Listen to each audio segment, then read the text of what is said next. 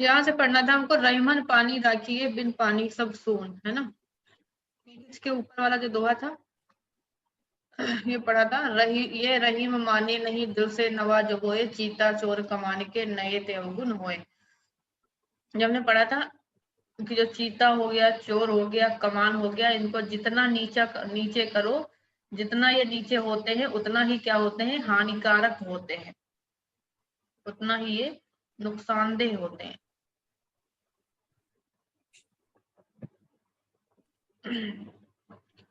चलिए तो बढ़ते हैं नीचे। कहते हैं, बहुत सुना होगा ये दोहा आपने, रहीमन पानी राखिए बिन पानी सब सून, पानी गए न उबरे मोती मानुष चून। श्लेष अलंकार का उदाहरण है ये। रहीमन पानी राखिए, रहीमदास जी कहते हैं पानी राखिए। पानी का तात्पर्य तीन है यहाँ पर।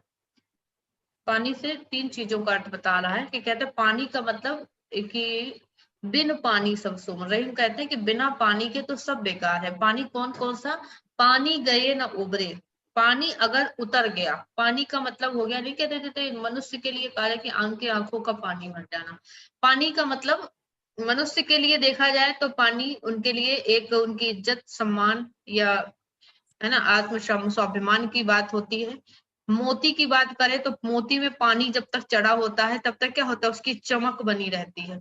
चूने में कहते हैं उसका पानी निकल जाए तो चूने का कोई महत्व तो नहीं रह जाता है। तो वो तीनों चीजें रहीम कहते हैं कि रहीमन पानी राखिए। रहीम दादी कहते हैं पानी राखिए, पानी रहना चाहिए। अगर ये पानी ही छूट गया, पानी ही निकल गया तो बिना पानी के सब कुछ व्यर्थ है। पानी गए ना उबरे, कहते पानी के जाने से ये तीन उबर नहीं सकते। जैसे कि मोती का महत्व तो तभी तक है जब तक उस पर पानी है, जब तक उस पर उस पानी की यानी वो चमक है तब तक ही मोती का महत्व है। जब तक जैसे ही उसकी चमक खत्म, उसका वो पानी खत्म, उसका वो महत्वहीन हो जाता है, किसी मतलब का नहीं रह जाता। और मनुष्य के कहते हैं कि नहीं कह देते उसके कि मनुष्य के अंदर जब तक पानी है, जब तक इज्जत है, मान है, सम्मान मर्यादा है ना, तभी तक कहते हैं मनुष्य का भी सम्मान है। उसके नेत्रों का जब कहते हैं ना पानी ही खत्म हो गया, पानी ही जब मर गया तो उस मनुष्य का भी कोई महत्व नहीं है। चून भी ऐसे ही चूने का है कि जब चूने से अगर पानी ही निकल जाए तो वो चूना हमारे किसी काम का नहीं होता, वो भी महत्वहीन होता है। इसलिए कहते हैं पानी का बहुत महत्व है। रहीम कहते हैं ये पानी बना रहना चाहिए, इस पानी को बना कर रखना चाहिए।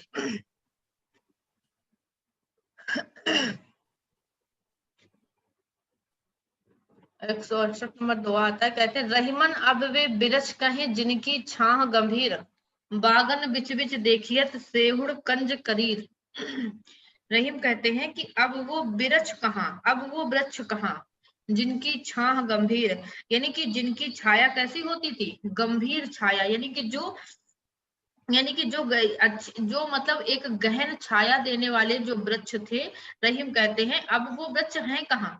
अब तो कहते हैं बागन बिच बिच देखिए, अब बागों के बीच में हम क्या देखेंगे कि सेहुड़ कंज कुंज और करील के जैसे वृक्ष, हमें कांटेदार वृक्ष केवल मिलने देखने को मिलेंगे। यानी वो ऐसे छायादार वृक्ष अब देखने को नहीं मिलते हैं। यानी कहने का भाव कि अब समाज में, अब संसार में ऐसे लोग नहीं है, वो परोपकारी ऐसे लोग नहीं है जो अपनी यानी छाया से, जो अपने अपने अच्छे कामों से या जो समाज को लाभान्वित करते थे, समाज का भला करते थे, अब ऐसे लोग समाज में नहीं दिखते। अब तो हर जगह ऐसे ही लोग दिखेंगे, कटीले वृक्ष जैसे हैं वैसे ही लोग होंगे जो हर जगह लोगों को कष्ट पहुंचाते हैं, जो किसी काम के नहीं है, लोगों को पीड़ा पहुंचाने का काम करते हैं। ऐसे लोग समाज में अब हमें हर जगह देखने को मिलेंगे। अब वो ऐसे गंभीर विचारों वाले वो लोग नहीं मिलेंगे जिनसे समाज का भला होता था, जो लोगों की भलाई के लिए होते थे। वो अब वृक्ष भी नहीं है, ना वैसे लोग आज समाज में है। ठीक है, ये पेज वही वाला ऊपर वाला दोबारा आ गया, रहीमन पानी राखिए। आगे चलते हैं।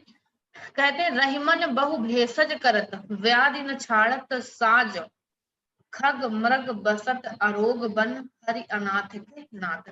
ईश्वर की महत्ता का वर्णन किया रहीम ने इसमें। कहते हैं रहीमन बहु भेषज करत, भेषज मतलब उपाय करते, वैद्य जो मतलब दवा है ना, बीमारी जब होती कहते हैं व्याधि नचा, यानी बहुत प्रकार की, भेषज मतलब औषधि है ना, बहुत प्रकार की औषधियों का प्रयोग करते हैं रहीम कहते हैं, लेकिन मनुष्य क्या करता है, विभिन्न प्रकार की औषधियों का प्रयोग करता है, फिर भी व्याधि माने बीमारियां क्या होती, छाणत साज, व्याधि यानी बीमारियां उसको छोड़ती नहीं है। मनुष्य विभिन्न प्रकार की दवाई करता है, औषधियों का प्रयोग करता है, फिर भी वो व्याधि, वो मतलब बीमारियां उसको छोड़ती नहीं है। लेकिन कहते हैं खग मृग बसत अरोग बन, यानी जो पक्षी होते हैं, मृग होते हैं, कहाँ बनते हैं, उस निर्जन वन में अकेले रहते, निर्जन वन में ऐसे रहते, उनका कोई नहीं होता है, लेकिन आरोग बन, और वो उनको कोई बीमारी कभी घेरती नहीं है, उनके पास कोई बीमारी नहीं होती। क्यों? उनके पास, उनको किसका साथ है, हरि अनाथ के नाथ, यानी उनको उस ईश्वर का सहारा है, उनको उस ईश्वर का सानिध्य प्राप्त है, क्योंकि वो ईश्वर, वो हरि किसके है, अनाथों के ही तो वो नाथ हैं। जो लोग अनाथ हैं उनकी रक्षा करना उनका धर्म है। तो कहने का तात्पर्य कि रहीम के कहने का कि अगर हम ईश्वर के प्रति हमारा प्रेम है, भक्ति है, सद्भावना है हमारी, उनके प्रति हमारी भक्ति है, तो कहते हैं हम यानी बिना औषधियों के भी हमारा कल्याण होगा, हमारा शरीर कभी रोगी नहीं बन सकता। लेकिन अगर हम ईश्वर से दूर हैं तो हम विभिन्न प्रकार की औषधियों का भी प्रयोग करते हैं, फिर भी ये तमाम बीमारियां हमें छोड़कर नहीं जाती है।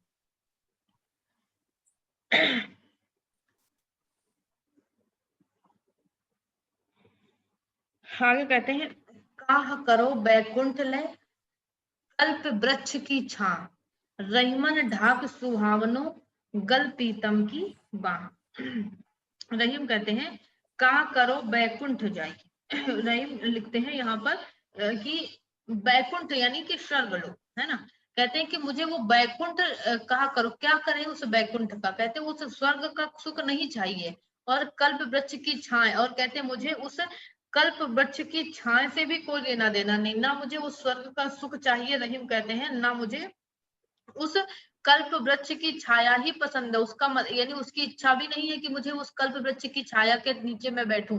लेकिन रहीमन कहते हैं, रहीम की रहीमन ढाक सुहावनो, जो गल पीतम बाह, रहीम कहते हैं मुझे तो वो ढाक ही अत्यंत प्रिय है, जहां मैं अपने प्रिय के गले में बाह डाल करके बैठ सक, गल बाह, अपने प्रिय के यानी गले में बाह डालकर जिस ढाक के पास में बैठ सकता हूँ, मेरे लिए तो वही जगह, वही सबसे सुहावनी जगह होगी। ना मेरे लिए वो बैकुंठ महत्व रखेगा, ना वो कल्प का वृक्ष हमारे लिए कोई महत्व रखेगा। ठीक है, इसलिए बताते हैं कि अगर हमारे लिए वो ढाक का वृक्ष ही अच्छा है, जिसके पास, जिसके नीचे बैठ करके हम अपने प्रिय के गले में बाहर डालकर बैठ सके, वही हमारे लिए अच्छा है।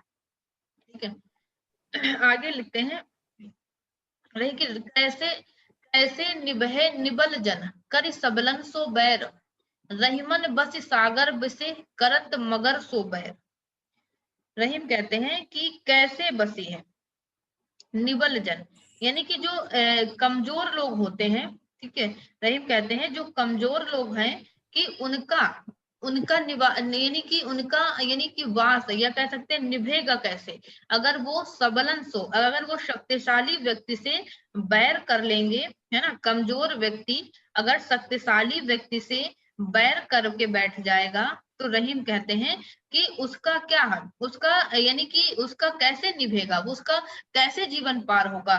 क्योंकि रहीम के अनुसार, कि रहीम कह रहे हैं कि जब तक, यानी कि इस रहीम लिखते हैं कि कमजोर जो व्यक्ति हैं, अगर वो निर्बलों से, यानी कि जो ताकतवर लोग हैं उनसे अगर बैर करके बैठ जाएंगे, तो उनका कोई यानी कि उनका कोई भरोसा नहीं, यानी उनका कैसे जीवन निभेगा। क्योंकि रहीमन बस सागर विषे, करत विषे मतलब किनारे, करत मगर सुबह, रहीम कहते हैं ये तो वही चीज हो गई कि सागर के किनारे बैठ करके, सागर के किनारे अपना निवास बना करके अगर हम मगर से बैर रखेंगे, तो कहते हैं कि हमारा हमारा तो भला होने वाला नहीं है। इसलिए रहीम कहते हैं कि जो धनवान व्यक्ति है, जो ताकतवर व्यक्ति है, अगर हम निर्बल व्यक्ति, अगर छोटा व्यक्ति है, वो उनसे अगर बुराई ले लेगा, उनसे झगड़ा करके बैठेगा, तो उसके लिए बहुत मुश्किल होगा, उसका जीवन निभाना बहुत मुश्किल हो जाएगा। और जैसे सागर के किनारे रहते हुए अगर हम मगर से बैर बना लेंगे, तो वो हमारे लिए यानी दुख का कारण होगा, हमारे लिए तकलीफ का कारण ही बनेगा।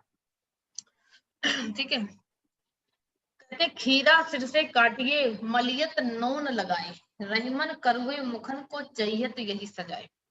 रहीम कहते हैं खीरा सिर से काटिए, खीरे को क्या करते हैं, सिर से काटा जाता है खीरा को, ठीक है।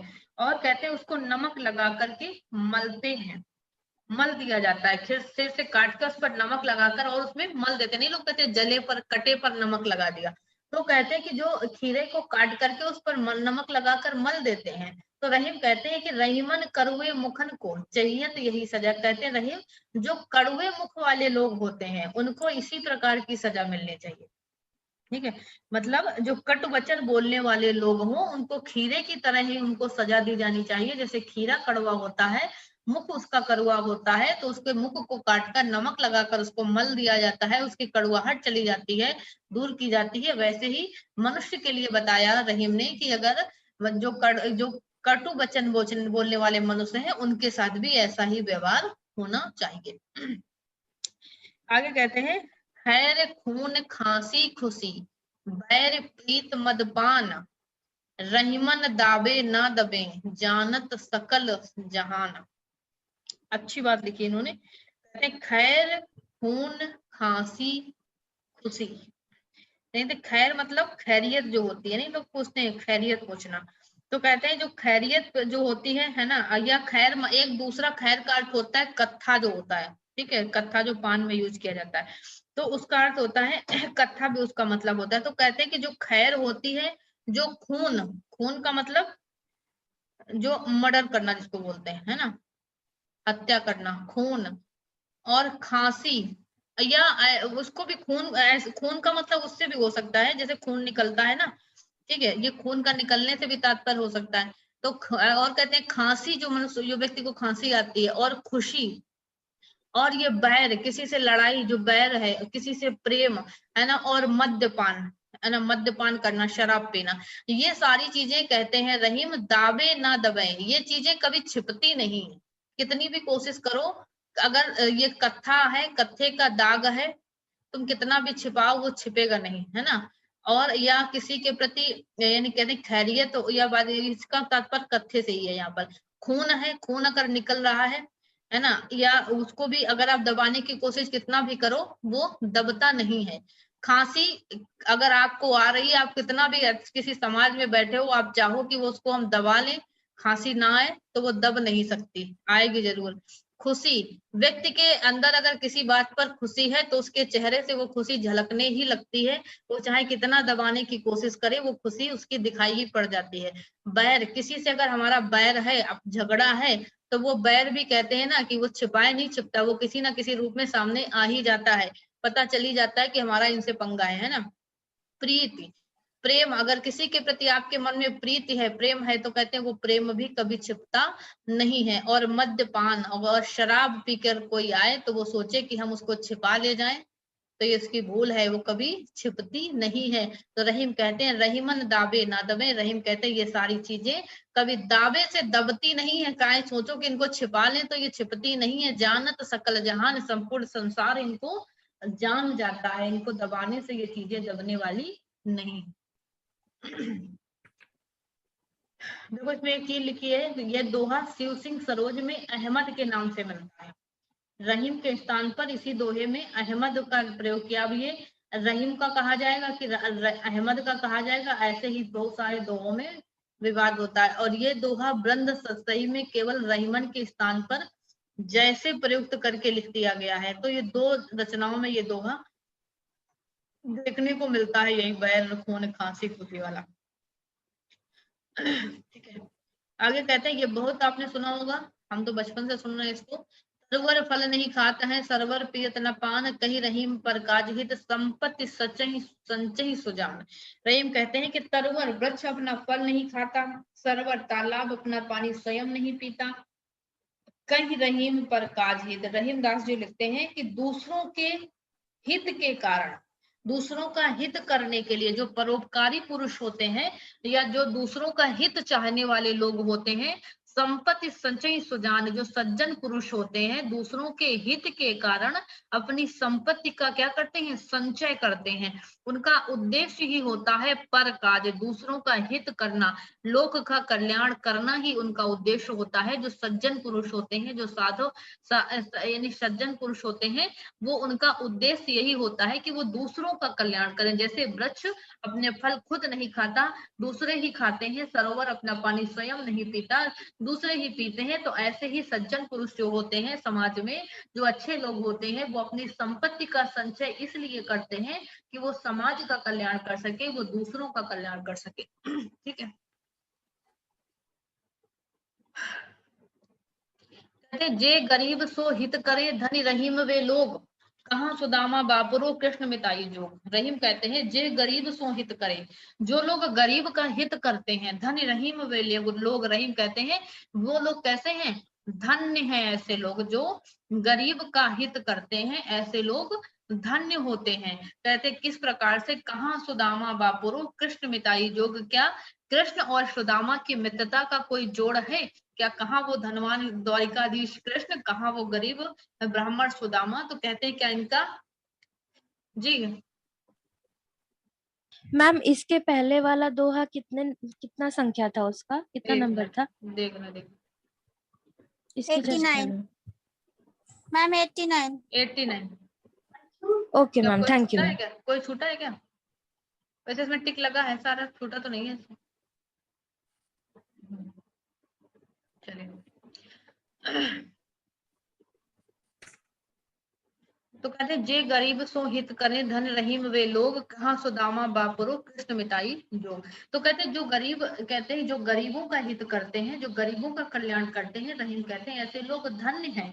कहाँ सुदामा बापुरो, कहते हैं कहाँ वो बेचारा ब्राह्मण सुदामा गरीब, और कहाँ वो द्वारिकाधीश कृष्ण, क्या इनकी मित्रता करने के योग्य थे, क्या ये लोग बराबरी के थे, इन्होंने कृष्ण ने सुदामा से मित्रता निभाकर, यानी वो लोग धन्य है जो गरीबों का कल्याण करते हैं। ठीक है। ये सारी बातें रहीम ने कब लिखी, जब रहीम एकदम से कंगाल हो चुके होते, रहीम दर दर भीख मांगने की स्थिति में पहुंच जाते हैं, तभी ये रहीम ये सारे दोहे रहीम लिखते हैं।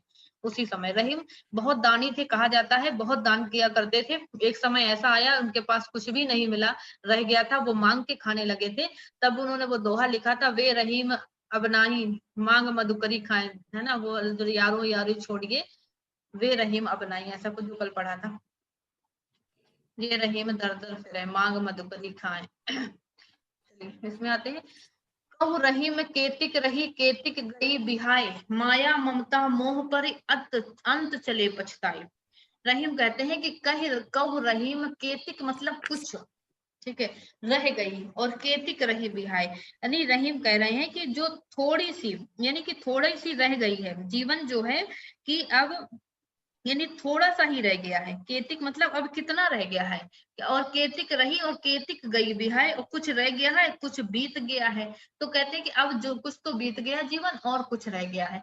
तो कहते हैं माया ममता मोह परे, यानी माया यानी सांसारिक मोह, माया ममता और इन मोह के बंधनों में पड़ करके अंत चले पछताई। कहते हैं कि इन हे मनुष्य अब तू चेत जा, अभी भी चेत जा, माया ममता और इस मोह के बंधनों में फंस अगर तू जाएगा, अंत चले सब पछताए, जीवन के अंतिम क्षण में तू क्या करेगा, सिर्फ पछतावा ही तेरे हाथ लगेगा। इसलिए तू अभी भी चेत जा, अभी भी उस ईश्वर का भजन कर ले, उस ईश्वर का स्मरण कर ले। अब जीवन बचा ही कितना है, आधा तो बीत गया, थोड़ा ही और बचा है, इसलिए अभी इस माया मोह ममता के बंधन से अपने को दूर करे, नहीं तो अंत में तू पछताएगा ही। ठीक है। आगे रहीम कहते हैं कि कहु रहीम कैसे निभे, बेर केर को संग, ये डोलत रस आपने उनके फाटत अंग। रहीम कहते हैं कि कहु रहीम कैसे निभे, कि रहीम कहते हैं कि बताओ कि कैसे निभेगा बेर का और केले का। ठीक है, बेर और केले की अगर दोस्ती की बात करें या करें इनकी मित्रता की बात करें, तो कैसे बेर और केले का, केर मतलब केला, ठीक है, बेर और केले का साथ कैसे निभेगा बताइए। क्यों नहीं निभेगा, क्योंकि वे ये डोलत रस आपने जो बेर होता है अपने पेड़ पर तो अपनी मौज से मस्ती के साथ क्या हो रहा है, मौज मस्ती के साथ डोल रहा है, हिल रहा है ना, मस्ती मस्ती में घूम रहा है बेर, उसका कुछ नहीं होने वाला। लेकिन जो केला होता है उनके फाटत अंग, उसके डोलने से क्या होता है, जब केले का पत्ता हिलता है तब क्या होता है, उसकी पत्तियां ऐसे ऐसे खुल जाती हैं, अंग फाटत अंग यानी केले का पत्ता फट जाता है ना। तो कहते हैं इनका और के बेर का तो कुछ बाल बांका होने वाला नहीं है, ठीक है, लेकिन जो केले का पत्ता है कहते हैं कि वो फट जाएगा। तो कहते हैं कि ऐसे जो दुर्जन की संगति जब व्यक्ति करेगा, जब सज्जन व्यक्ति दुर्जन की संगति करेगा तो कहती उसकी गति ऐसी ही होती है जैसी केले की हो गई। बेर का अगर साथ करोगे तो बेर को क्या है, वो तो मस्ती में अपने पेड़ पर झूम रहा है, उसका कुछ भी नहीं बिगड़ने वाला। लेकिन जो केला उसकी संगत में है वो भी अगर उसी मस्ती में घूमने लगेगा तो उसका तो अंग अंग यानी टुकड़े टुकड़े हो जाएंगे। इसलिए कहते हैं कि ऐसे लोगों की संगति हमें करनी चाहिए जो हमारे योग्य हो, जो हमारे योग्य नहीं है तो उससे हमारा कैसे दोस्ती हमारी निभ सकती है, ठीक है। कह रही में कैसे बने अनहोनी है जाए, मिला रहे और ना मिले तासो कहाँ बसाए। रहीम कहते हैं कि कैसे निभेगा, कैसे बनेगा अगर कोई अनहोनी स्थिति हो जाए, है ना, अनहोनी हो जाए तो वो कहते हैं कि वो स्थिति कैसे निभेगी, कैसे बनेगा। मिला रहे और ना मिले, अगर वो कोई चीज हमें मिल रही है और वो फिर ना नहीं मिलती है, यानी मिलते मिलते रह जाती है, तो कहते हैं तासो कहाँ बसाए, फिर ऐसी स्थिति में वो व्यक्ति कहाँ कैसे बच सकता है, कैसे रह सकता है। इसलिए रहीम कहते हैं ऐसी स्थिति जब हमारे साथ कोई अनहोनी हो जाए तो वो कैसे निभ सकती है ऐसी स्थिति, ठीक है। कहते हैं काज परे कछु और है, काज सरे कछु और, रहीमन भंवरी के भये नदी सिरावत मौत। अच्छा दोहा है ये, समाज की वास्तविकता को लागू करता ये दोहा है कि रहीम कहते हैं काज परे यानी काज परे कछु और है, काज सरे कुछ और, ठीक है। यानी कुछ लोग ऐसे होते हैं, रहीम कहते हैं कि काज पड़े, जब हमें काम पड़ता है, ये संसार कहते हैं बहुत मतलबी संसार है ना, बहुत मतलबी है ये संसार के लोग। जब काज मतलब जब हमें काम पड़ता है व्यक्ति को, कुछ और है, कछु और है, तब उनका रूप बड़ा कुछ और ही देखने को मिलता है। और काज सरे कछु और कहते हैं कि जब काम निकल जाता है, सरे मतलब हो जाता है, पूरा हो जाता है, काम बन जाता है, तब उनका रूप कुछ और होता है। तो ये संसार के लोग बड़े मतलबी होते हैं, जब इनका काम पड़ता है, किसी से काम निकालना होता है तो वो बड़े अच्छे तरीके से बर्ताव करते हैं, लेकिन जैसे ही उनका काम बन जाता है तो वो ऐसा लगता है कि वो मुंह फेर लेते हैं, वो उनका रूप ही बदल जाता है, उनका व्यवहार ही बदल जाता है। और कहते हैं रहीम उसी तरह से व्यवहार बदल जाता है कि रहीमन भंवरी के भय नदी सिरावत मोर। कहते हैं कि ये उसी तरह से हो जाता है जैसे भंवरी के भय, रहीमन भंवरी मतलब फेरे, ठीक है, भंवरी मतलब फेरे, जैसे जब फेरे हो जाते हैं विवाह के अवसर पर, जो क्या होते हैं फेरे जब होते हैं तो मोर रखी होती है सिर पर, विवाह के अवसर पर जब मोर रख करके विवाह किया जाता है तो मोर रखी जाती है, फेरे लिए जाते हैं। और विवाह होने के बाद, ठीक है, और जैसे ही वो फेरे ले लेते हैं, फेरे लेने के बाद मोर को क्या करते हैं, मतलब एक सम्मान, मोर क्या होता है, एक सम्मान होता है, उस सम्मान के साथ उसको लोग धारण करते हैं विवाह के अवसर पर सिर पर। लेकिन जैसे ही फेरे लेने की प्रक्रिया पूरी हो जाती है, पूरे यानी फेरे हो गए, विवाह हो गया, नदी सिरावत मोर, मोर को क्या कर देते हैं, नदी में प्रवाहित कर देते हैं। तो वैसे ही ये संसारिक लोग भी होते हैं, जब हमें काम निकालना होता है तो बड़े अच्छे से बर्ताव करेंगे, बड़ा मीठा बोलेंगे, लेकिन जैसे ही काम निकल जाता है वैसे ही इनके व्यवहार में तुरंत परिवर्तन आ जाता है, जैसे कि भंवरे होने पर फेरे होने तक। तो रहीम कहते हैं वो भंवरे, वो मोर को बड़े सम्मान के साथ सर पर यानी व्यक्ति धारण करता है, लेकिन जैसे ही फेरे पूरे हो जाते हैं, विवाह पूरा हो जाता है, उस मोर को नदी में प्रवाहित कर देते हैं। वैसे ही सांसारिक लोग होते हैं। बड़े दीन को दुख सुने लेत दया और आन, हरि हाथी सो कब होती कहु रहीम पहचान। कहते बड़े, एक मिनट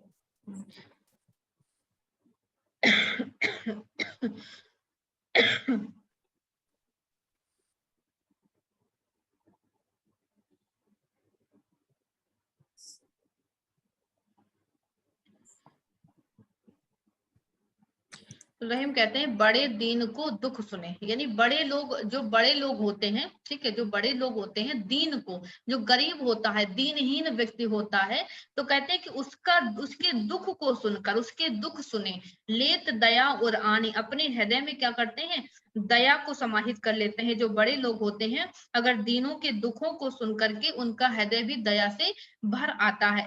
और कहते हैं कि जैसे उसी प्रकार भर आता है, यानी उनके हृदय में भी दया उमड़ आती है, जैसे कि हरि हाथी सो कब होती, हाथी और हरि, यानी हरि, गज और ग्रह की कहानी आपने सुनी होगी, पता होगा, जब गज है ना, गज के और ने ग्रह ने गज को पकड़ लिया था, तो कृष्ण ने यानी विष्णु ने जाकर के उस गज को बचाया था। तो वही लिखते हैं कि रहीम, हरि हाथी सो कब होती, हरि की यानी उन विष्णु की हाथी से क्या मित्रता थी, या उनको कब पहचानते थे हाथी को, वो कब उनकी जान पहचान थी हाथी की। लेकिन जब उस हाथी ने बड़े विनम्रता से, बड़े प्रेम से, व्याकुल होकर, व्यथित होकर ईश्वर को पुकारा, तब कब होती कहूँ रहीम पहचान, तब जाकर के उन्होंने क्या किया, उस हाथी की उन्होंने रक्षा की उस ग्राह से। तो कहते हैं कि उस हाथी की कब जान पहचान थी, हरि से, विष्णु से, जो उन्होंने जाकर के उनको उसकी रक्षा की। तो इसलिए कहते हैं कि जो बड़े लोग होते हैं वो अपनी बड़प्पनता दिखा ही देते हैं, वो किसी को दुखी देख लेते हैं तो उनका हृदय भी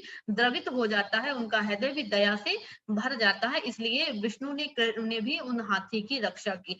तो ऐसे लोग बहुत जल्द ही, यानी कि जो दीनहीन व्यक्ति होते हैं उनकी रक्षा के लिए आगे आ जाते हैं, ठीक है। रहीमन मांगत बड़न की लघुता होत अनूप, बलि मख मांगन को गए धरि बावन को रूप। रहीम कहते हैं कि मांगत बड़न की लघुता होत अनूप, रहीम कहते हैं कि जो बड़े लोग होते हैं उनकी लघुता भी, उनका छोटापन भी बड़ा अनूप होता है, अनोखा होता है, बड़ा ही सुंदर होता है। यानी जो बड़े लोग होते हैं उनकी लघुता भी बड़ी, उनकी अगर वो कोई छोटा कार्य भी करते हैं। मैम आवाज नहीं आ रही है। आवाज नहीं आ रही, किसी को भी नहीं आ रही, कम आ रही है मैम। साफ अभी ठीक नहीं हो। हाँ तो ये टाइम भी हो चुका, 10 मिनट बचा है, थोड़ा सा पढ़ लेते हैं, 2-3 बचे। तो कहते हैं रहीम कि रहीमन मांगत बड़न की लघुता होत अनूप, जो बड़े लोग होते हैं उनकी लघुता भी बड़ी अनोखी होती है, बड़ी अनूप होती है, सुंदर होती है। कहते हैं जैसे बलि मख मांगन को गए, बलि से पृथ्वी का 3 पग मांगने जो गए थे, धरि बावन को रूप, बावन का रूप धारण करके विष्णु जब बलि से पृथ्वी 3 पग पृथ्वी मांगने गए थे, मख मतलब पग, 3 पग पृथ्वी मांगने गए थे, तो कहते हैं वो भी बड़ा एक सुंदर और अनोखा रूप था उनका। तो कहते हैं जो बड़े लोग होते हैं उनकी लघुता भी बड़ी ही अतुलनीय होती है, बड़ी ही अनोखी होती है।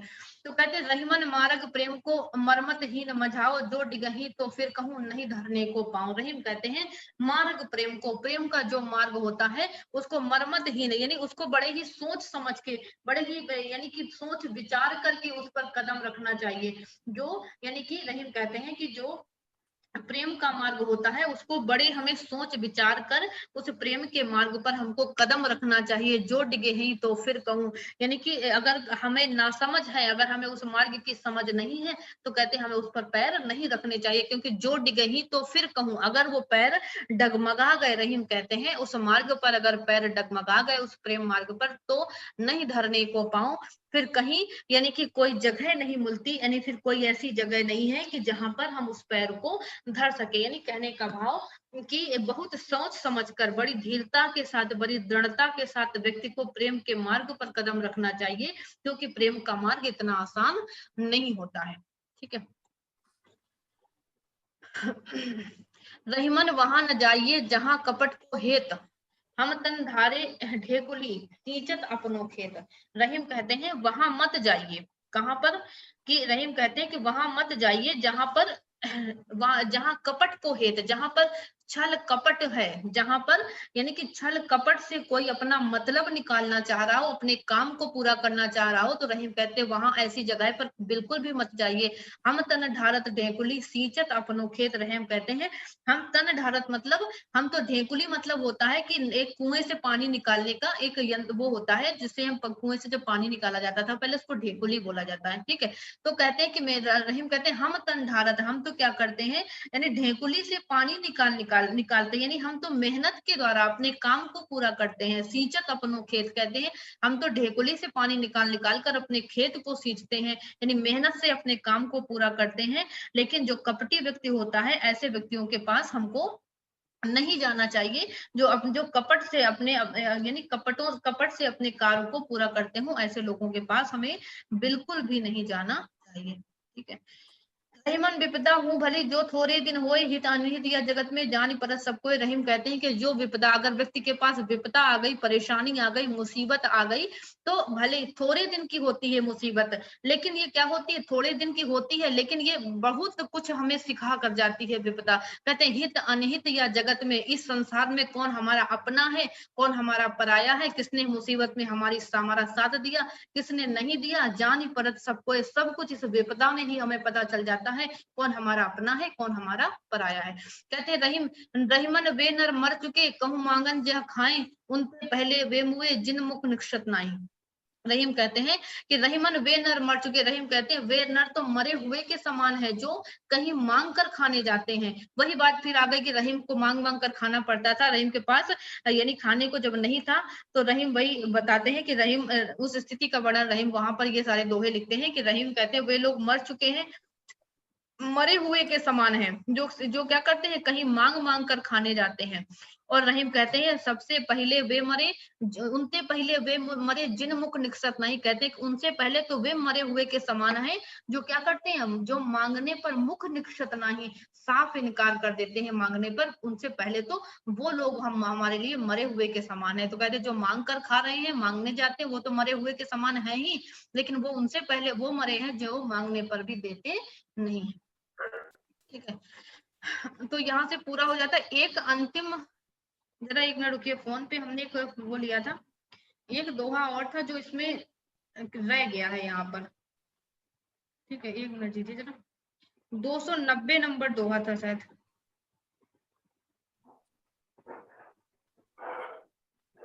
एक 290 नंबर दोहा शायद सिलेबस का हिस्सा है, हम आपको ऐसे पढ़ के सुना रहे हैं, इसमें नहीं है। ठीक है। उसमें लिखा है कि होए न जाकी छाए ढिग, फल रहीम अति दूर, और बढ़ियों सो बिनु काज ही जैसे तार खजूर।